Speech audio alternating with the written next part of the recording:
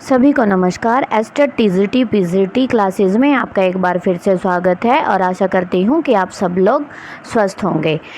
हमने रामचंद्र शुक्ल की पुस्तक की शुरुआत की हुई है, जिसे हमारे बहुत सारे क्वेश्चन परीक्षाओं में पूछे जाते हैं। आज की क्लास शुरू करने से पहले हम जान लेते हैं कि इससे पहले की क्लासेस में हमने क्या क्या किया है। इससे पहले हमारी 2 क्लास हो चुकी हैं, आज हमारी तीसरी क्लास है। इससे पहले की क्लास में हमने जाना है उसकी भूमिका के बारे में, जिसमें किसने क्या कहा है। जैसे एक जिसमें एक कविवृत्त संग्रह शिव सिंह सेंगर ने कहा था, ग्रियर्सन ने एक बड़ा कविवृत्त संग्रह कहा था। उसके बाद वो रचनाओं की प्रचुरता के बारे में हमने बात की थी। दूसरे बात ग्रंथों की प्रसिद्धि के बारे में बात की थी। व्याधिकाल का जैसे नामकरण उन्होंने किस लिए वीरगाथा काल रखा था, और इसमें अपभ्रंश की कितनी पुस्तकें थी, देश भाषा काव्य की कितनी पुस्तकें थी। उसके बाद हमने पढ़ा था दूसरी क्लास जो थी हमारी, उसमें हमने 10 पुस्तकों की जो मिश्र बंधुओं ने नामावली दी थी उसके बारे में पढ़ा था। तो परिचयात्मक विवरण के बारे में पढ़ा था कि रीतिकाल के कवियों का जो परिचयात्मक विवरण रामचंद्र शुक्ल जी ने दिया था वो किस पुस्तक से लिया था, मिश्र बंधु विनोद से लिया था। आज की जो हमारी तीसरी क्लास है उसमें हम सभी प्रकरणों के विषय में पढ़ेंगे कि रामचंद्र शुक्ल जी ने आदिकाल के कितने प्रकरण कहे हैं, रीतिकाल के कितने प्रकरण कहे हैं, भक्ति काल के कितने प्रकरण कहे हैं, आधुनिक काल के कितने प्रकरण कहे हैं। तो सभी प्रकरणों के विषय में पढ़ेंगे। तो आइए शुरू करते हैं।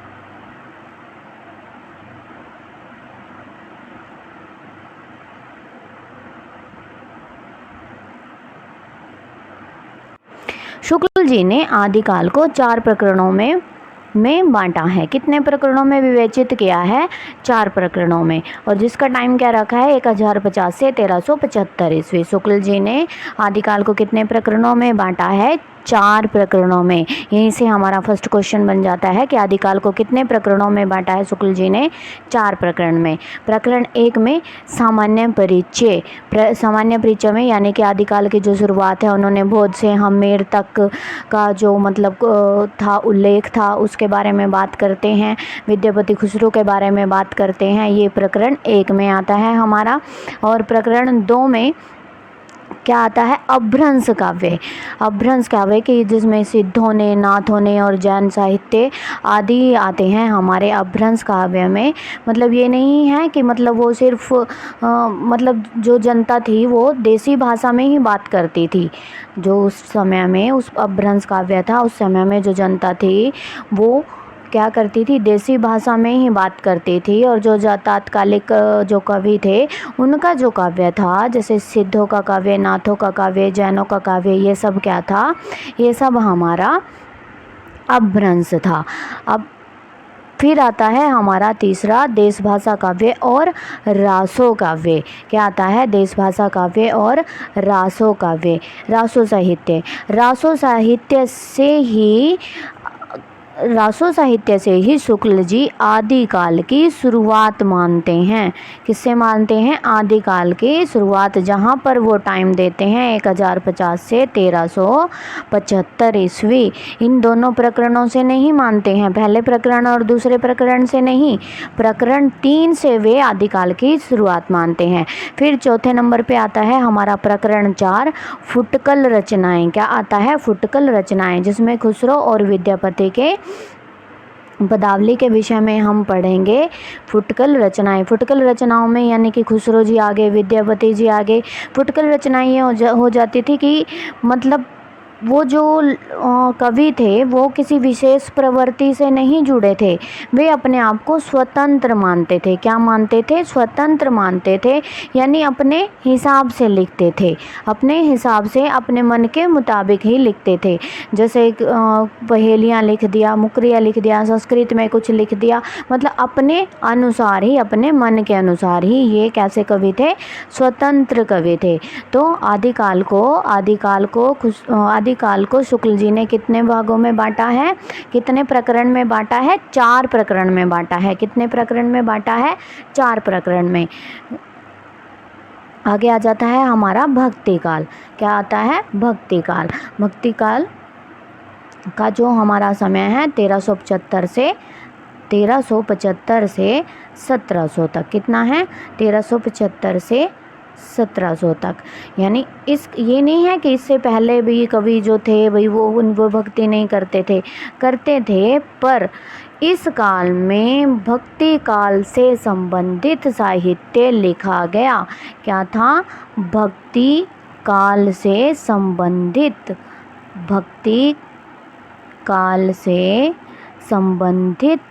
साहित्य लिखा गया।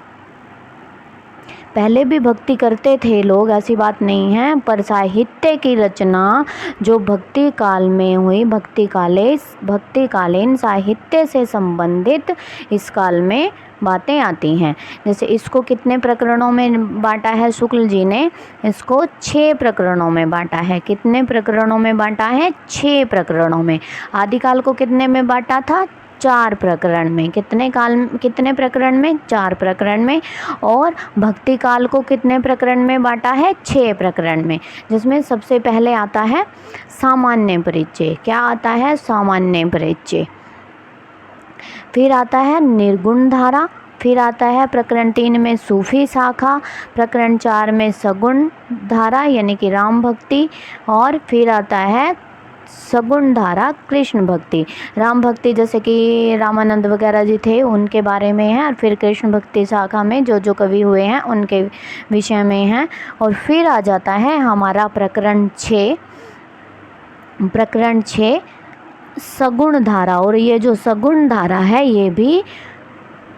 ये जो फुटकल धारा है ये भी सगुण धारा के अंतर्गत ही आती हैं। फुटकल में हमारे जो छोटे छोटे संप्रदाय थे वो सब आ जाएंगे। क्या आ जाएंगे? जो छोटे छोटे संप्रदाय थे। अब आदिकाल को कितने प्रकरण में बांटा है? 4 प्रकरण में। भक्ति काल को कितने में बांटा है? 6 प्रकरण में। अब इससे आगे चलते हैं हम।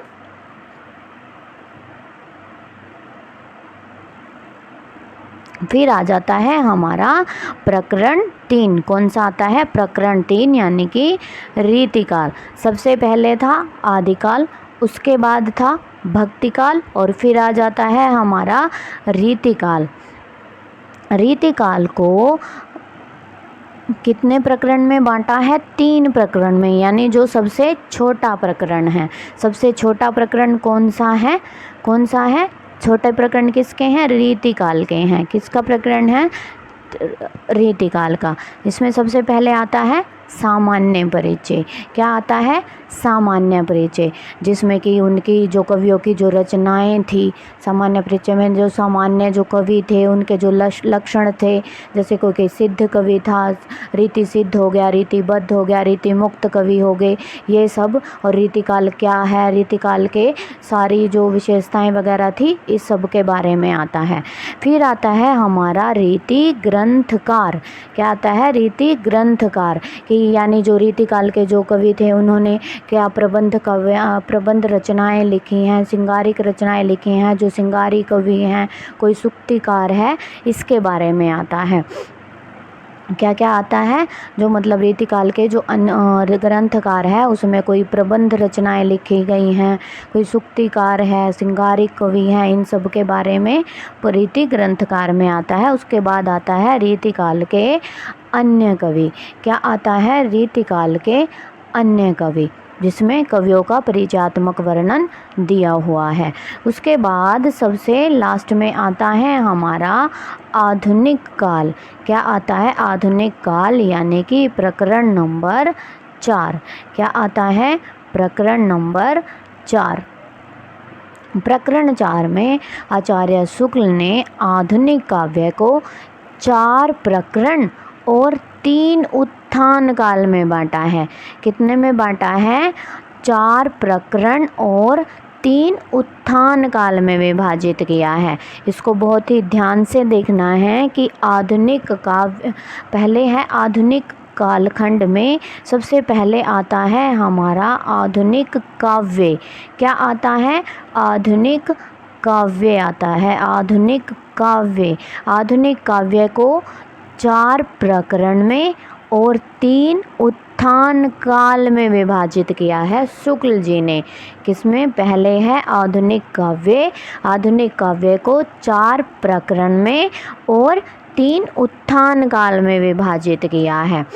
इसका समय जो है शुक्ल जी 1843 मानते हैं। कितना मानते हैं? 1843 यानी कि 1843 से मानते हैं। इसमें सबसे पहले आता है हमारा प्रकरण 1 यानी कि पुरानी धारा। प्रकरण 1 यानी कि पुरानी धारा।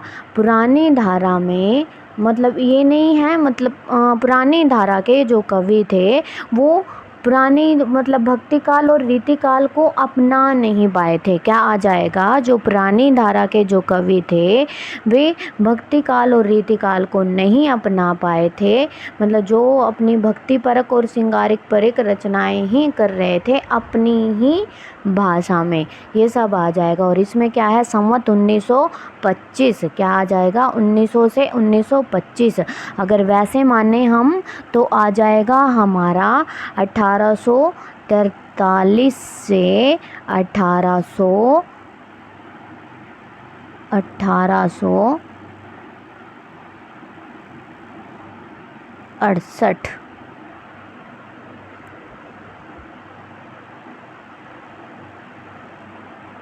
क्या आ जाएगा? 1843 से 1868 हमारा आ जाएगा। अगर इसमें हम 57 प्लस कर देते हैं तो हमारा संवत 1900 आ जाएगा।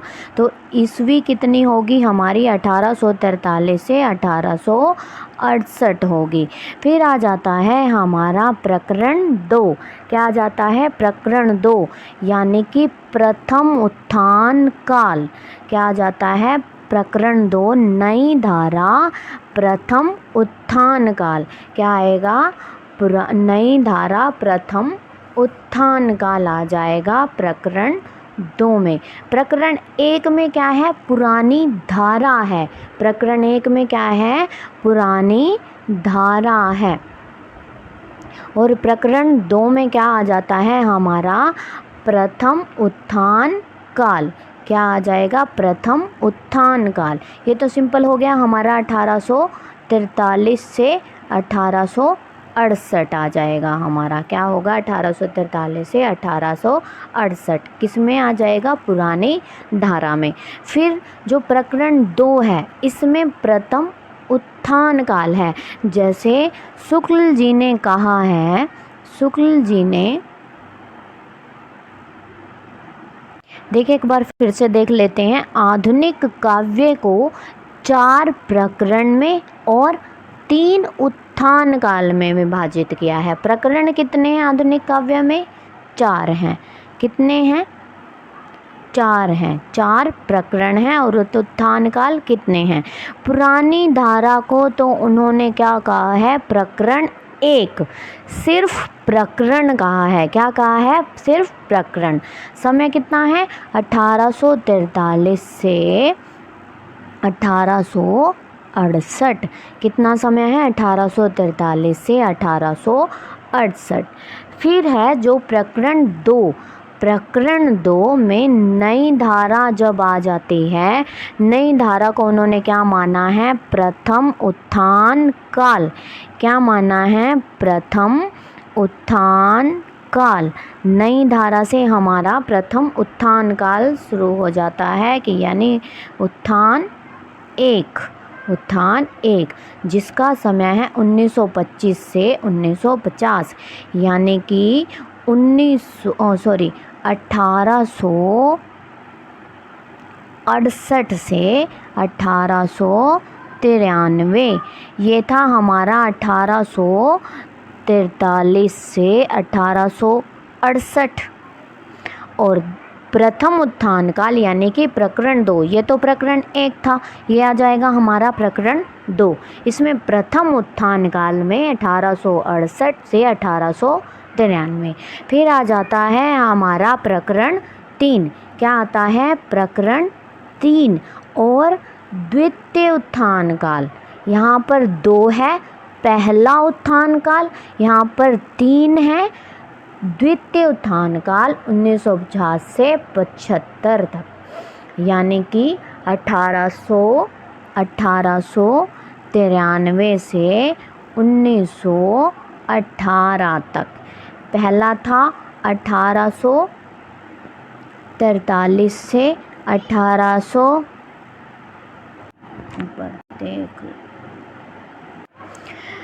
आधुनिक गद्य खंड को जो शुक्ल जी हैं उन्होंने किस में माना है?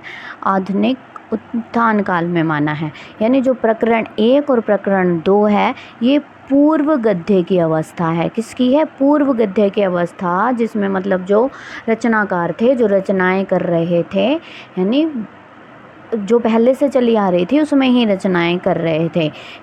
तो पूर्व गद्य की अवस्था जो थी उसको शुक्ल जी ने प्रकरण 1 और प्रकरण 2 में बांटा है। प्रकरण 1 और प्रकरण 2 में विभाजित किया है। ये इतने इम्पोर्टेंट नहीं है।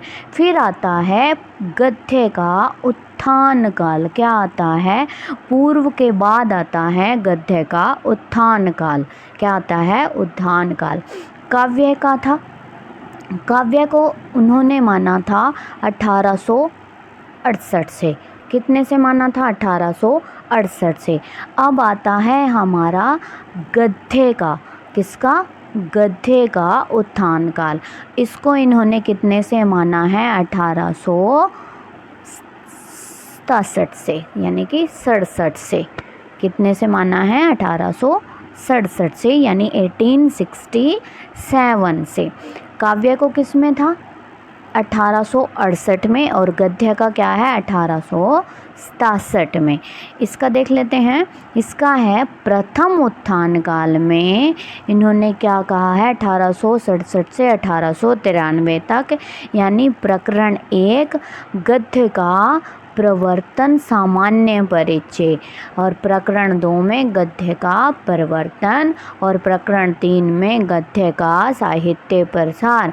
यानी कि जब प्रथम उत्थान काल, यानी जो गद्य का उत्थान काल है, गद्य का उत्थान काल है, इसमें जो साहित्यक जो रचनाएं थी, बहुत ही तेज़ी से साहित्य रचनाएं लिखी गई थी। यह ही इसका जो असली जो गद्य का विकास है वो कब हुआ था? प्रथम उत्थान काल में। यानी कि जो रचनाएं हैं, निबंध हैं, अनुवाद हैं, नाटक हैं, पत्रकारिता हैं, मतलब जो आधुनिक प्रवृत्तियां थी वो बहुत ही तीव्र गति से, यानी कि तेज़ी से आगे बढ़ी। और इसका जो समय क्या था? 1867 था। फिर था द्वितीय उत्थान काल। क्या था? द्वितीय उत्थान काल, और इसका समय क्या था? 1893 से 1918 तक। ठीक है। काव्य में क्या था? काव्य में भी द्वितीय उत्थान काल का यही समय था, और गद्य में भी द्वितीय उत्थान काल का 1893 से 1918 है। फिर आता है हमारा तृतीय उत्थान काल। इसका समय क्या है? 1918 से अब तक। 1918 से अब तक। अब देखिए यहाँ पर काव्य में क्या था? 1868 से था, और गद्य क्या है हमारा? 1867 से है। सिर्फ यही फ़र्क है। उसका जो प्रथम उत्थान काल था यही था 1843 से 1868 तक था, और द्वितीय उत्थान काल जो था 1893 से 1918 तक था, और तृतीय उत्थान काल जो था 1918 से अब तक था। ऐसे ही गद्य में भी है। प्रथम जो उत्थान काल है वो 1867 से 1893 तक है, और काव्य का जो उत्थान काल है 1868 से 1893 तक है। ठीक है। सिर्फ एक ही साल का फर्क है। यहाँ पर 67 है, यहाँ पर 68 है। ये गद्य का है और ये पद्य का है। उसके बाद देख लेते हैं द्वितीय। द्वितीय उत्थान काल में समय क्या है 1893 से 1918 तक। ऐसे ही काव्य का भी क्या था 1893 से 1918 तक था। क्या था 1893 से 1918 तक था। और इसमें प्रकरण 4 है और प्रकरण 5 है। और गद्य में भी क्या है 1893 से 1918 तक है। और तृतीय जो है 1918 से अब तक है। ऐसे ही काव्य का तृतीय उत्थान काल भी 1918 से अब तक है। सिर्फ प्रथम उत्थान काल में गद्य में 1867 आता है और काव्य में 1868 आता है। उसमें संवत देखें तो संवत आएगा, काव्य का जो संवत है 1925 है और गद्य का जो संवत है 1924 है। गद्य का जो संवत है 1924 है। एक बार रिवीजन कर लेते हैं। आदिकाल को कितने प्रकरणों में शुक्ल जी ने बांटा है 4 प्रकरण में बांटा है। कितने प्रकरण में 4 में। पहले में सामान्य परिचय, दूसरे में है अपभ्रंश काव्य जिसमें सिद्धनाथ और जैनों के साहित्य के विषय में बताया गया है। तीसरे में इन्होंने रासो साहित्य के बारे में बताया है। यहीं से आदिकाल का समय 1050 से 1375 का समय निर्धारित वो करते हैं। फिर आ जाता है प्रकरण 4 जिसमें फुटकल रचनाओं में खुसरो और विद्यापति की पहेलियाँ मुकरियाँ आदि आती हैं, जिसमें स्वतंत्र होकर कवियों ने अपनी रचनाएं लिखी।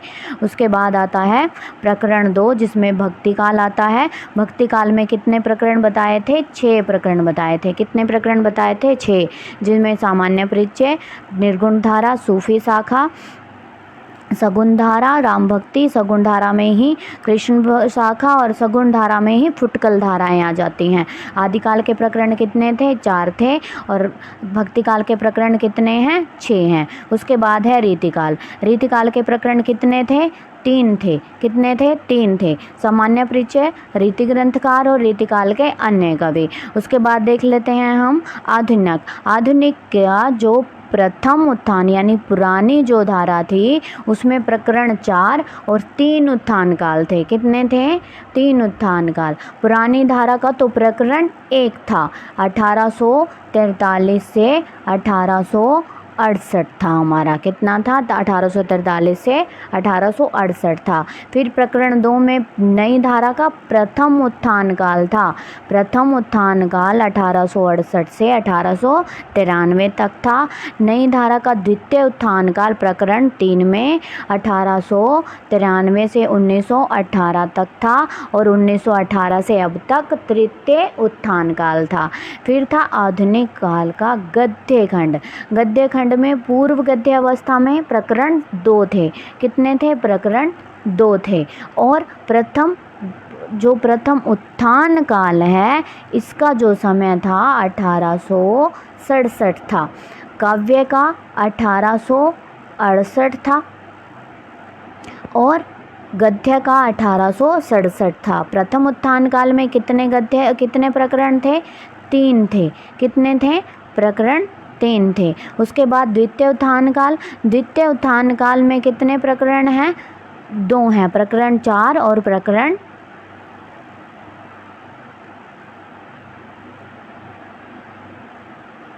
प्रकरण 4 और प्रकरण 5। फिर आता है तृतीय उत्थान काल जो क्या है 1918 से अब तक है। यानी कि हमने जाना कि आदि काल में कितने प्रकरण थे हमारे 4 प्रकरण थे। भक्ति काल में कितने थे 6 थे और रीतिकाल में कितने थे 3 थे और आधुनिक काल में तो तृतीय उत्थान काल क्या था तृतीय उत्थान हमारा 1918 से अब तक। इसको प्रकरण में विभाजित शुक्ल जी ने नहीं किया है। इसको प्रकरण में विभाजित शुक्ल ने नहीं किया है। तो आदिकाल के थे हमारे 4, भक्ति काल के थे 6, रीतिकाल के थे 3 और आधुनिक काल के काव्य के कितने थे काव्य के थे हमारे 4। कितने थे 4 थे। और उत्थान काल कितने थे? 3 थे। काव्य के 4 प्रकरण थे और उत्थान काल कितने थे? 3 थे। गद्य में प्रकरण कितने हैं हमारे? 5 हैं। कितने हैं? 5 हैं। और उत्थान काल कितने हैं? 3 हैं। पूर्व जो गद्य खंड है उसमें 2 प्रकरण हैं, और जो बाद का जो गद्य खंड का जो विकास है उसमें पहले उत्थान काल में 3 प्रकरण हैं। कितने प्रकरण हैं? 3 प्रकरण हैं। पहले उत्थान काल में 3 प्रकरण हैं। द्वितीय उत्थान काल में यानी 1, 2, 3 और द्वितीय उत्थान काल में प्रकरण 4 और प्रकरण 5 और तृतीय उत्थान काल को शुक्ल जी ने प्रकरण में विभाजित नहीं किया है। आशा करती हूँ कि आपको आज की क्लास पसंद आई होगी। अच्छी लगी हो तो प्लीज़ लाइक करें, सब्सक्राइब करें। धन्यवाद।